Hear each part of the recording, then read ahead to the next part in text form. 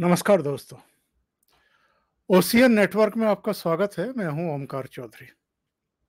कल मैंने एक प्रोग्राम में ये कहा था कि दीपक केसरकर समेत कई ऐसे एमएलए हैं जो इस समय एकनाथ शिंदे खेमे में हैं और उनकी तरफ से कुछ ऐसे स्टेटमेंट आ रहे हैं जिनसे ये इंडिकेशन मिल रहा है कि अगर उद्धव ठाकरे पहल करें तो दोनों गुटों के बीच में बातचीत भी हो सकती है, कोई रास्ता भी निकल सकता है। दीपक केसरकर ने जो कहा था कि हम उनसे नहीं चाहते कि अध्यक्ष पद छोड़ें, वो इसी दिशा में एक प्रयास के रूप में हम लोगों ने देखा।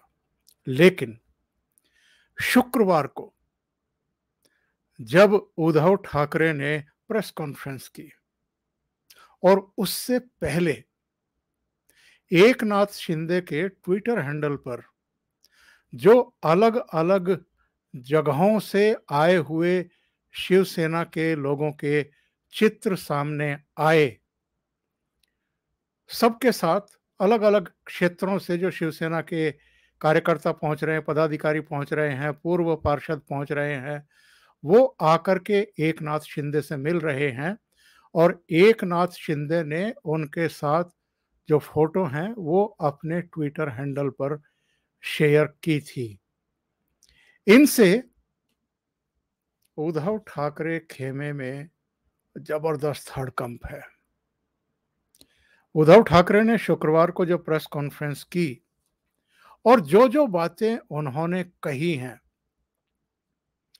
उससे एक बात तो बिल्कुल साफ हो गई है कि जितनी अटकलें चल रही हैं कि दोनों गुटों के बीच में कोई आपस में समझदारी बन सकती है, बातचीत बन सकती है, एक हो सकते हैं, ये सब ऐसा लगता है कि चंडू खाने की हैं और इनमें कोई दम नहीं है।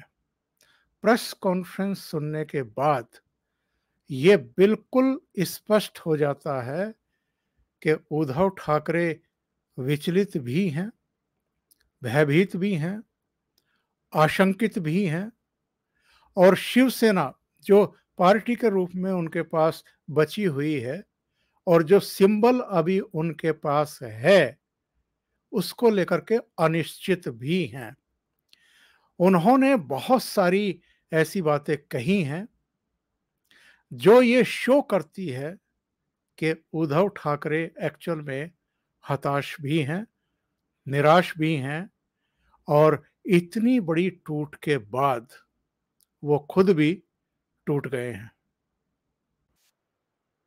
की आज सुद्धा अनेक जण म्हणजे इतके दिवस जे गप्प होते ते तिकडे जाऊन बोलायला लागलेले आहेत आणि मातोश्रीने जर का आम्हाला सन्मानाने बोलवलं आणि जर का भाजपशी बोलणी केली तर आम्ही यायला तयार आहोत. मी याही पूर्वी आपल्याच माध्यमातून त्यांना आवाहन केलं होतं की तुम्ही सुरतेला जाऊन बोलण्यापेक्षा उद्धव ठाकरे ने मोटा मोटी क्या कहा है, याद रखिए 29 जून को इन्होंने मुख्यमंत्री पद से इस्तीफा दे दिया था। इन्होंने सदन का सामना नहीं किया था, अविश्वास प्रस्ताव का सामना करने का साहस नहीं दिखाया था, क्योंकि सुप्रीम कोर्ट ने इनकी वो मांग खारिज कर दी थी कि केवल 24 घंटे के नोटिस पर अविश्वास प्रस्ताव पेश ना किया जाए। सुप्रीम कोर्ट ने कहा था कि नहीं, आप अविश्वास प्रस्ताव का सामना करिए। तो बजाय उसका सामना करने के, क्योंकि इनको पता था कि अगर 40 एमएलए हमारी अपनी पार्टी के और 10 निर्दलीय टूट चुके हैं, तो हम अल्पमत में हैं और उन तक इनकी पहुंच हो नहीं पा रही थी, बातचीत ये कर नहीं पा रहे थे। अफवाहें चाहे जितनी उड़ा रहे थे कि 20 हमारे संपर्क में हैं, 21 हमारे संपर्क में हैं, तो इन्होंने रिजाइन कर दिया।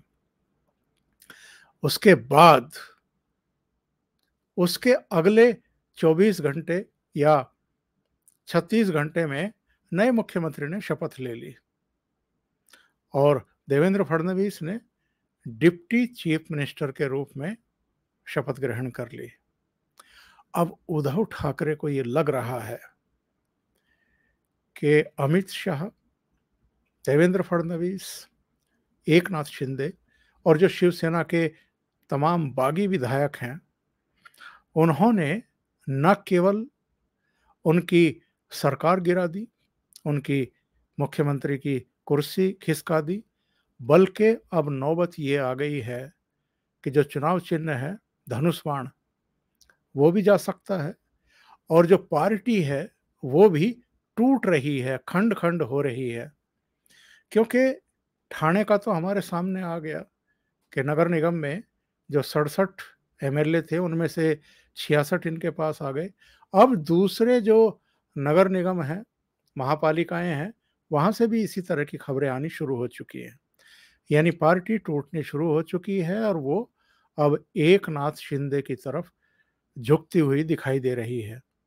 तो इन्होंने प्रेस कॉन्फ्रेंस में एक्चुअल में जो हताशा है, निराशा है, जो गुस्सा है, जो विचलन है, जो भय है, जो आशंकाएं हैं और जो अनिश्चितता है, उसी को बयान किया है।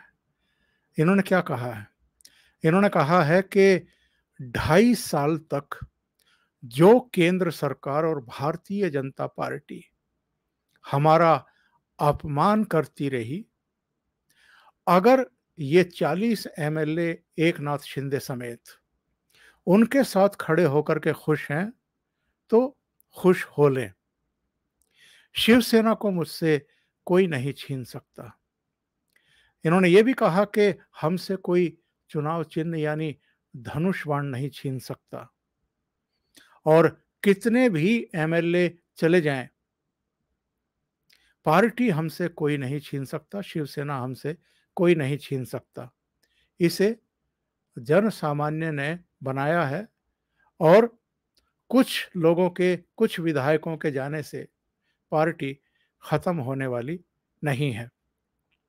जो उनके पास बचे हैं उनके प्रति उन्होंने धन्यवाद जरूर किया है, लेकिन जो चित्र जारी किए हैं एकनाथ शिंदे ने, शायद उनका जवाब देते हुए उद्धव ठाकरे ने यह दावा किया है कि अलग अलग क्षेत्रों से शिवसेना के कार्यकर्ता उनसे मिलने के लिए पहुंच रहे हैं।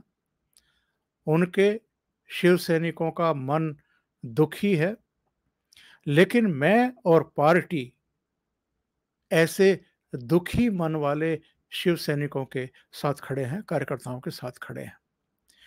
उन्होंने ये भी कहा कि अभी चुनाव चिन्ह को लेकर के असमंजस है, लेकिन मैंने अपने कार्यकर्ताओं को साफ किया है कि कानूनी तौर पर कोई भी हमारा धनुष बाण हमसे नहीं छीन सकता।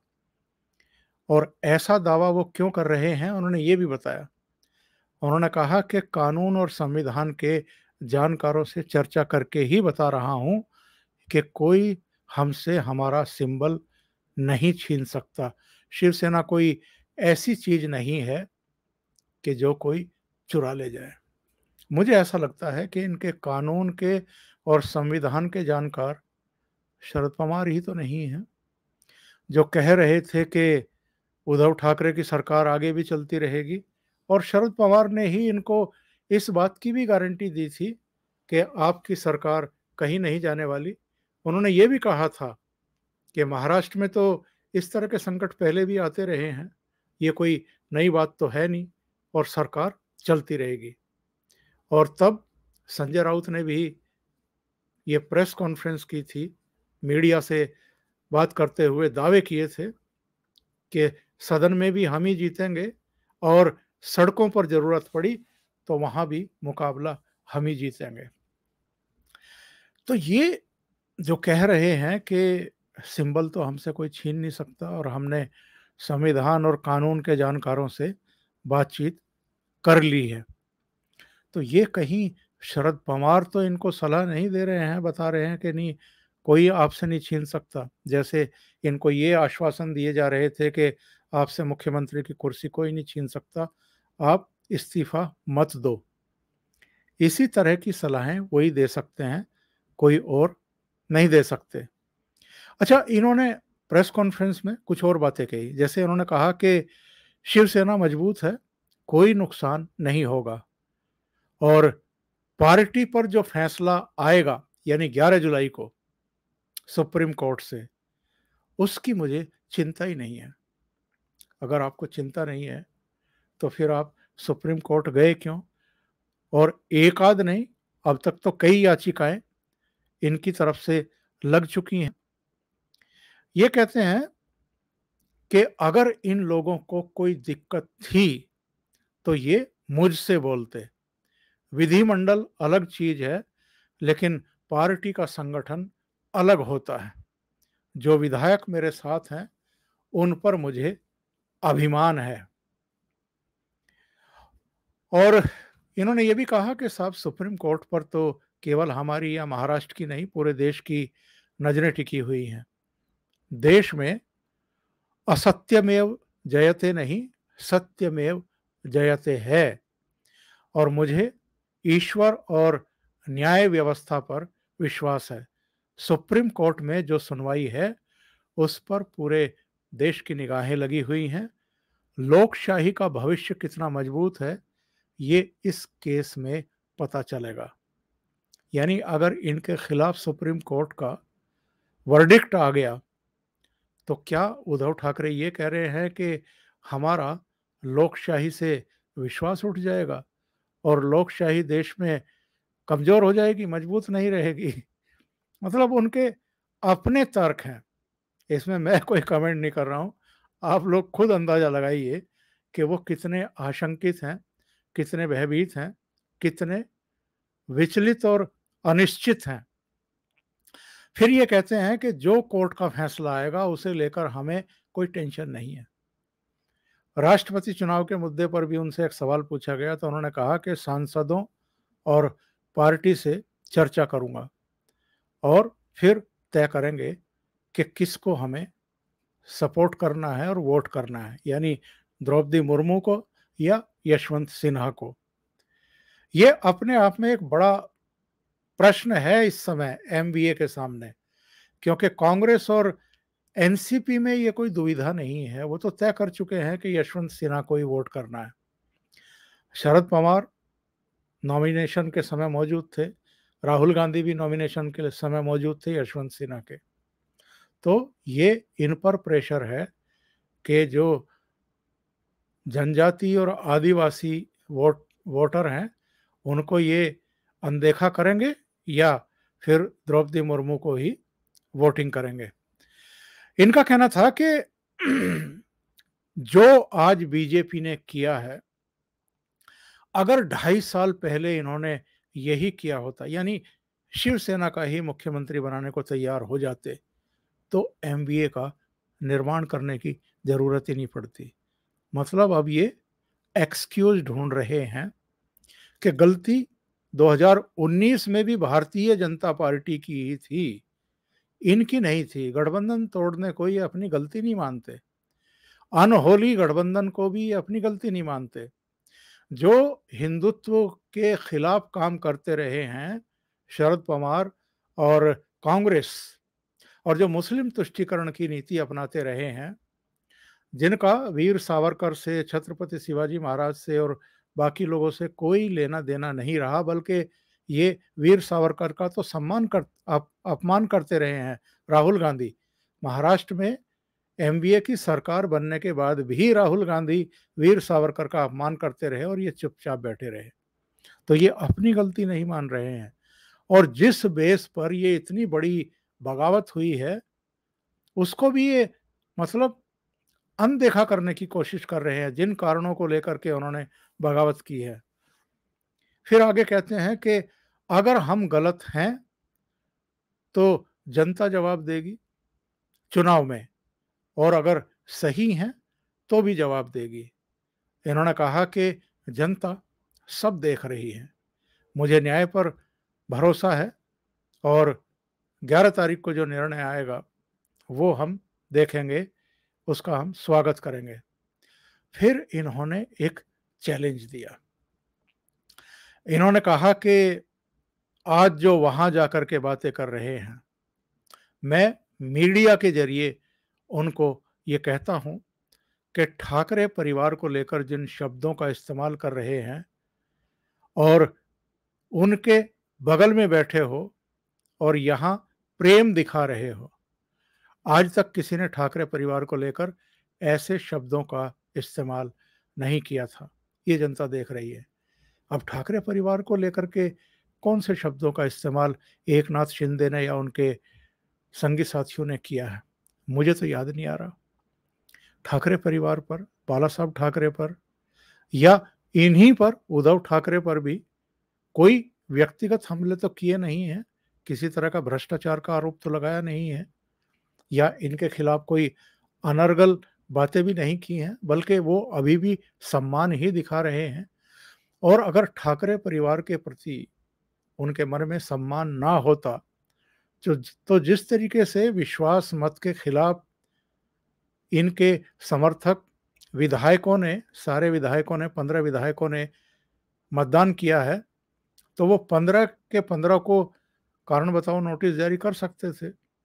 व्हीप लागू करने के लिए, उनकी अयोग्यता का नोटिस देने के लिए उन्होंने आदित्य ठाकरे को नोटिस नहीं दिया, बाकी 14 को दिया। तो ये भी एक तरीके से इनका सम्मान ही किया जा रहा है। और दीपक केसरकर से लेकर के जितने भी लोग जिस तरह के बयान हाल में दे रहे हैं कि वो अगर मातोश्री के दरवाजे खोलेंगे तो हम बातचीत करने के लिए जाएंगे, तो वो भी कोई असम्मान की बात नहीं है, लेकिन ये बेवजह का एक मुद्दा बनाने की कोशिश कर रहे हैं। फिर आगे कहते हैं कि इतना खेल करने से अच्छा है कि एक बार फिर चुनाव लड़ लो, समझ में आ जाएगा। अगर हमने गलती की होगी तो जनता मुझे जवाब देगी और तुमने किया तो उसका भी जवाब जनता देगी। जिसने 2.5 साल तक हमारा अपमान किया उसके साथ खुश हो तो रहो। 2.5 साल तक ये केंद्र सरकार के ऐसे कौन से स्टेप हैं कि इनको अपमानजनक लगे।